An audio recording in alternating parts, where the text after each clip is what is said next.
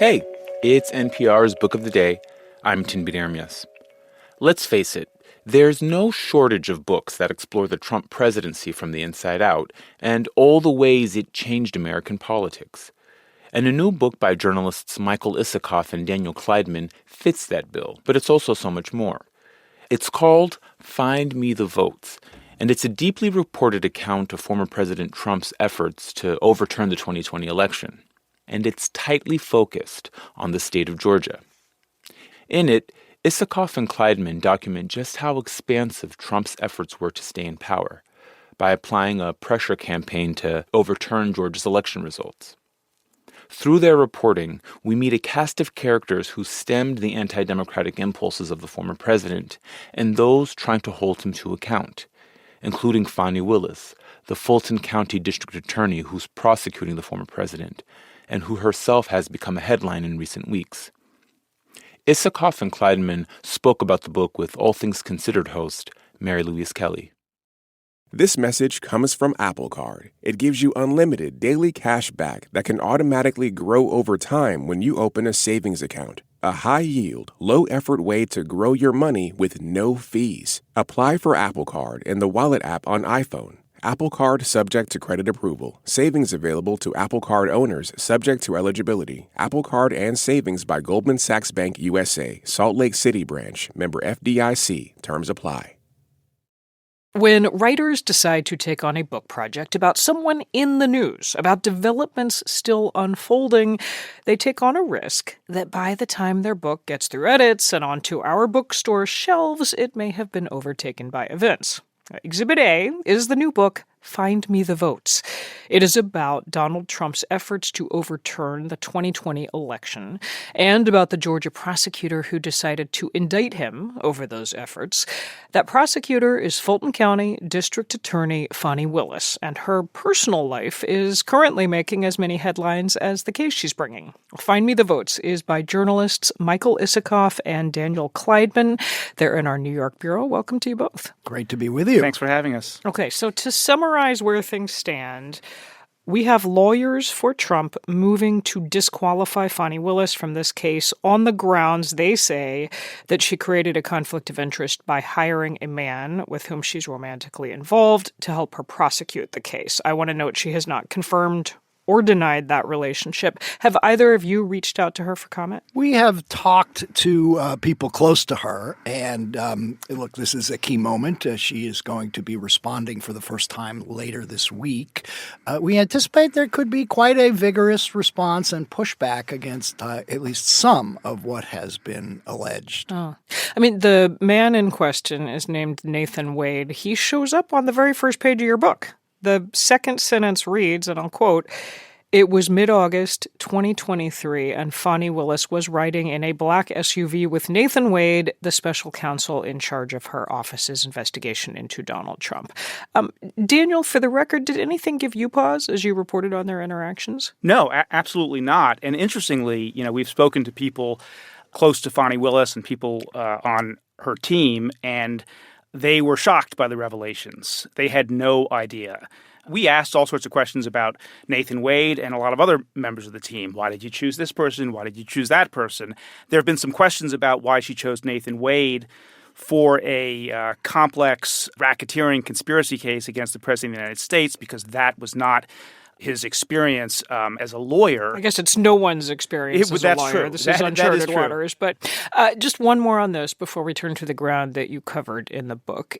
If Fani Willis is forced to recuse herself, and I want to stress, again, that's by no means a given, but if it were to come to pass, how damaging would it be? Could the case against Trump and his co-defendants, could it go on? It would be grievously damaged. I mean, look, Fani Willis and Nathan Wade and the team have been immersed in this case and the details of this case for close to 2 years now.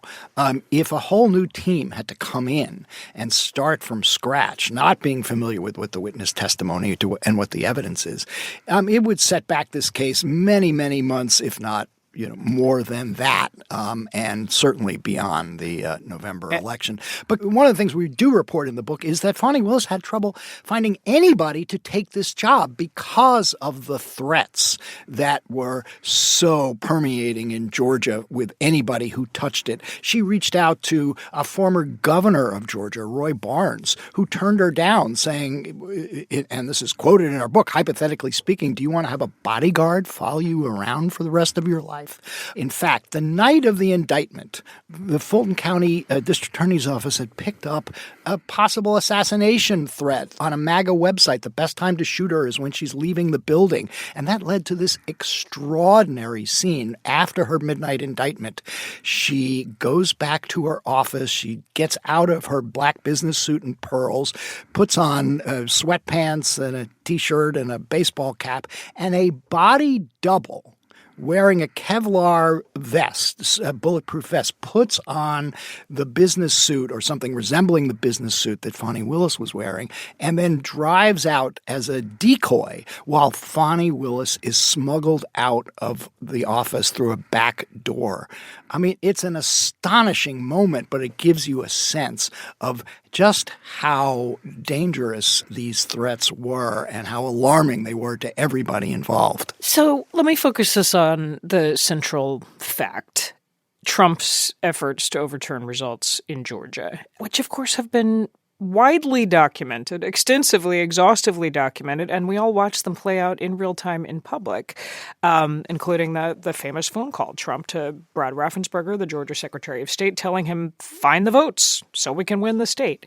What surprised you to learn that you didn't already know, having followed this closely as we all did in real time? Michael Isikoff. Georgia was ground zero for what was the most anti-democratic plot in American history. It was the state where Trump's pressure campaign was the most furious, the most intense. He was calling not just Raffensperger, he was calling the governor, the attorney general, state legislators, an online investigator for the state Secretary of State's office. And what we discovered is at the same time, Trump is talking to these eccentric lawyers, Lynn Wood, a full-blown QAnon adherent, Sidney Powell, who's pushing these ridiculous theories about secret algorithms planted by Venezuelan socialists. He's egging them on. We have tape of Trump calling these people down in Georgia, in Atlanta, and the nonsense that they were giving to him, he was then using to pressure those Georgia officials. And so, the full scope of what went on in Georgia is far greater and in some ways both more sinister and crazier than anybody imagined. Well, this prompts the thing I wanted to ask, which is, as you document, Trump's attempts to stay in power failed in Georgia in large part because elected office holders from his own party resisted. That's absolutely right. Absolutely. Is the resistance strong enough for that to happen again? Well, that is a good question, but it is worth noting, as we do in the book, that there was like an iron wall of resistance among the senior Republican office holders in Georgia. From the governor down. From Brian the Kemp. governor down. And there are unheralded heroes to this story as well. Mary Louise, can I make a kind of a larger point that I think goes to your question? Sure. We've always been asking ourselves, why haven't more people stood up to Donald Trump the way this iron wall in Georgia did? And the reality is that over and over again, members of his own party and others don't stand up to him. I think a big part of the reason is the threats. And we look at the consequences to the Brad Raffenspergers and other Republican office holders in Georgia. But more than the elected officials, more than the principals, it's their families. They were all getting horrific threats as well. Brad Raffensperger's wife, Tricia Raffensperger, got the most unbelievably horrible sexualized threats of violence. And you see this over and over again, not just the elected officials, but their families. And I have heard kind of off the record from Republicans saying, we're worried about our own families, and that's part of the reason that we don't speak up. Daniel Klaidman and Michael Isikoff are the co-authors of Find Me the Votes, a hard-charging Georgia prosecutor, a rogue president, and the plot to steal an American election. Thanks to you both. Thanks for having us. Thank you. On the TED Radio Hour, law professor Nida Farahani says brain sensors may soon be able to read our innermost thoughts. A world where what you're feeling can be decoded using AI and neurotechnology. And that comes with huge risks. If we don't have safeguards in place, what it means to flourish as a human may suddenly not be our own. Brain Hacks, that's on the TED Radio Hour from NPR. Support for this podcast and the following message come from South Carolina Federal Credit Union. Folks listening to this in a vehicle they're tired of owning are in luck. South Carolina Federal provides auto loans that could help reduce the costs of commutes and road trips. And there's no payment due for 90 days after closing. To learn more about how fast, friendly financing can get drivers behind the wheel and out on the road, visit scfederal.org. Loans subject to approval. Certain restrictions apply.